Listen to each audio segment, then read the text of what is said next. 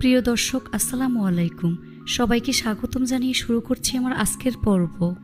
আজকে আমি আপনাদের 1 কাপ ময়দা চিনি দিয়ে দারুণ মজার অনেক বেশি মুচমুচে মিনি খাজা তৈরি করে দেখাবো। এটা তৈরি করা খুবই সহজ, শুধুমাত্র ময়দা চিনি দিয়ে খুব সহজে এই খাজা তৈরি করে নিতে পারবেন।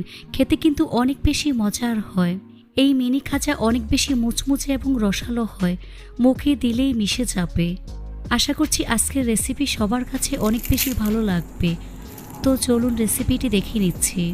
এই রেসিপিটি তৈরি করার জন্য প্রথমে একটি মিক্সিং বলে 1 কাপ পরিমাণ ময়দা দিয়ে দিচ্ছি। চেষ্টা করবেন ময়দা ব্যবহার করতে। দিয়ে দিচ্ছি স্বাদমতো লবণ। 1 টেবিল চামচ পরিমাণ চিনি দিয়ে দিচ্ছি। 1 টেবিল চামচ পরিমাণ ঘি অ্যাড করে দিচ্ছি। চেষ্টা করবেন ঘিটা ব্যবহার করতে। এবার ঘি ময়দার সাথে খুব ভালো করে মিশিয়ে নিতে হবে। হাত দিয়ে ঘষে ঘষে ঘি ময়দার সাথে খুব ভালো করে মিশিয়ে নিচ্ছে, কারণ ময়ানটা যত ভালো হবে এই খাজা তত বেশি খাস্তা এবং পারফেক্ট হবে। তাই একটু সময় নিয়ে ময়ান করে নিতে হবে। যখন দেখবেন হাত দিয়ে মুঠ করলে এরকম দলা পেকে যায়, তখন বুঝতে হবে ময়ানটা একেবারে পারফেক্ট হয়েছে, অর্থাৎ ঘি ময়দার সাথে খুব ভালো করে মিশে গিয়েছে। এবার এর মধ্যে অল্প অল্প করে পানি অ্যাড করে মোটামুটি সফট একটি ডো তৈরি করে নিতে হবে। তবে খুব বেশি নরম করে ফেলা যাবে না, আবার শক্ত করে ফেলা যাবে না। ডোটা মাখানো হয়ে গিয়েছে। এখন ডোটাকে আরও কিছুক্ষণ সময় নিয়ে আমি মথে নিচ্ছি।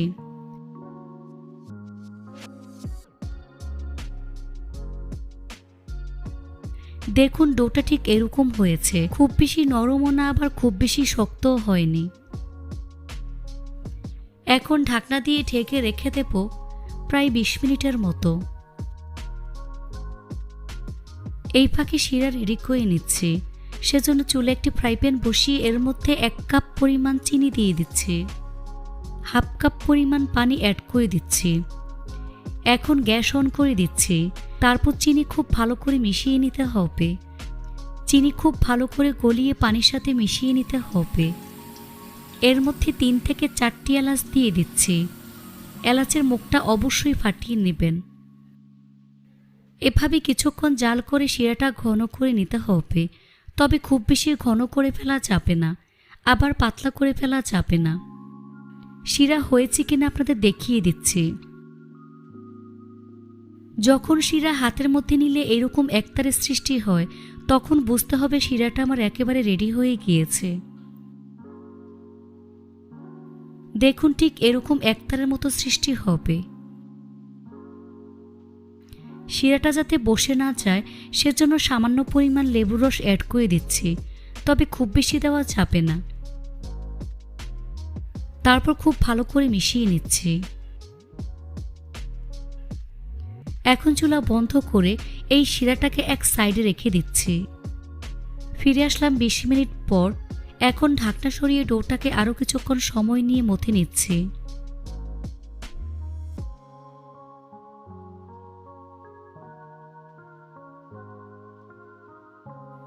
ডোটাকে সমান 2 ভাগে ভাগ করে নিচ্ছি। এখান থেকে একটি লেচি নিয়ে ঠিক এভাবে গোল বলের মতো আমি তৈরি করে নেব।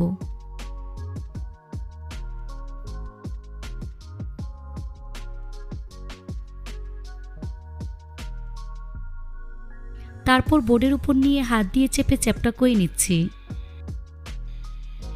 উপরে কর্নফ্লাওয়ার ছিটিয়ে বেলুন দিয়ে পেলে পাতলা বড় একটি রুটি আমি তৈরি করে নিচ্ছি। রুটিটাকে যতটা সম্ভব পাতলা করে বেলতে হবে। রুটি বেলার সময় অবশ্যই কর্নফ্লাওয়ার ব্যবহার করবেন। এতে করে রুটি বেলতে যেমন সুবিধা হবে, খাজা তত বেশি মুচমুচে হবে। দেখুন এরকম পাতলা রুটি আমি তৈরি করে নিয়েছি, দেখে হয়তোবা বুঝতেই পারছেন। এবার এর মধ্যে 1 চা চামচ পরিমাণ ঘি অ্যাড করে দিচ্ছি।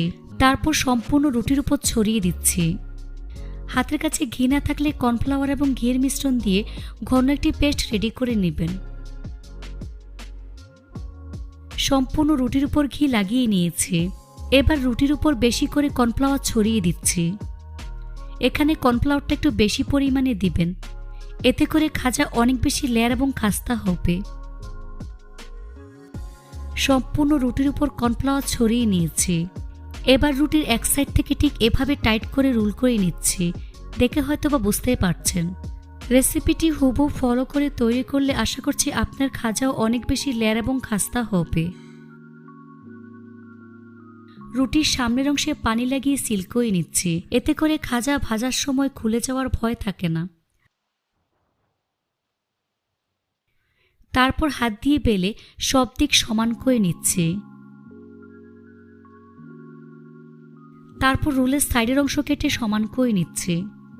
তারপর ছোট ছোট লেচি কেটে নিচ্ছি, অর্থাৎ 1/2 ইঞ্চি চওড়া করে লেচি কেটে নিচ্ছি।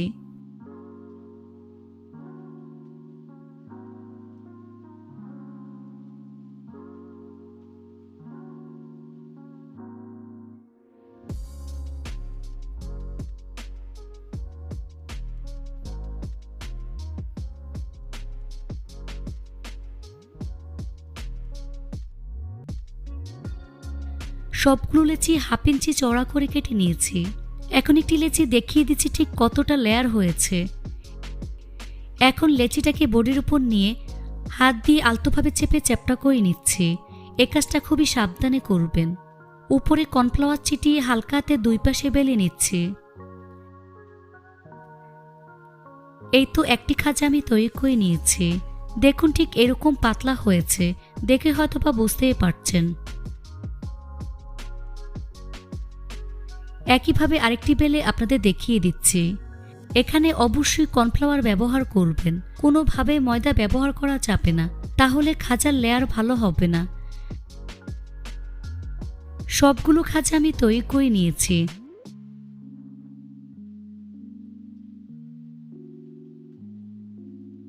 এবার ভাজার পালা। চুলে একটি ফ্রাই প্যান বসিয়ে পরিমাণ মতো সয়াবিন তেল দিয়ে তেলটাকে মিডিয়াম আঁচে গরম করে নিয়েছি। এবার একে একে গরম তেলে খাজাগুলো আমি দিয়ে দিচ্ছি। চুলার আঁচ মিডিয়াম টু লো হিটের মাঝামাঝি রেখে একটু সময় নিয়ে গোল্ডেন ব্রাউন কালার এবং ক্রিস্পি করে ভেজে নিতে হবে। বেশি জোরে আছে খাজাগুলো ভাজা যাবে না, তাহলে উপরে কালার চলে আসলেও ভিতরটা কাঁচা থেকে যাবে আর খাজার মধ্যে তেমন একটা লেয়ার হবে না। কিছুক্ষণ পর খাজাগুলোকে আমি উল্টে দিচ্ছি।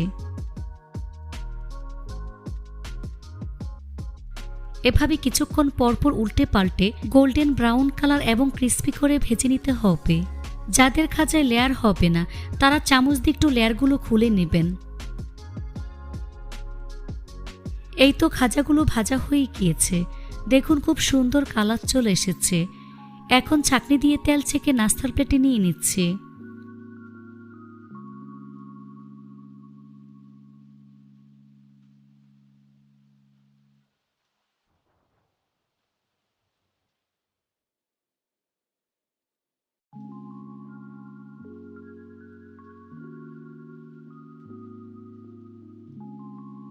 তারপরে খাজাগুলোকে কিছুটা ঠান্ডা করে নেব, তবে খুব বেশি ঠান্ডা করে ফেলা যাবে না, উষ্ণ গরম রাখতে হবে।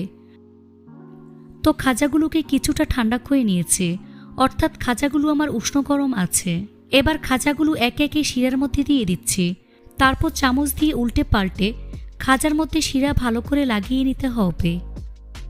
তো খাজার মধ্যে শিরা ভালো করে লাগিয়ে নিয়েছি। এবার একটা একটা করে উঠিয়ে নিচ্ছি আর শিরা খুব ভালো করে ঝরিয়ে নিতে হবে।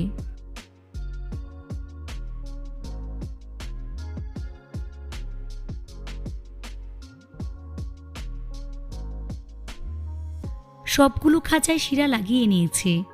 দেখুন আমার খাজাগুলো দেখতে মাশাআল্লাহ কতটা সুন্দর এবং কতটা লোভনীয় হয়েছে। খেতে কিন্তু অনেক বেশি মজার হয়েছে আর অনেক বেশি খাস্তা এবং রসালো হয়েছে। রেসিপিটি হুবহু ফলো করে তৈরি করলে আশা করছি আপনার খাজাও একেবারে পারফেক্ট হবে। রেসিপিটি ভালো লাগলে অবশ্যই একটি লাইক দিয়ে দিবেন, ফ্রেন্ডস অ্যান্ড ফ্যামিলির সাথে বেশি করে শেয়ার করবেন। সবাই অনেক বেশি ভালো থাকবেন। আল্লাহ হাফেজ।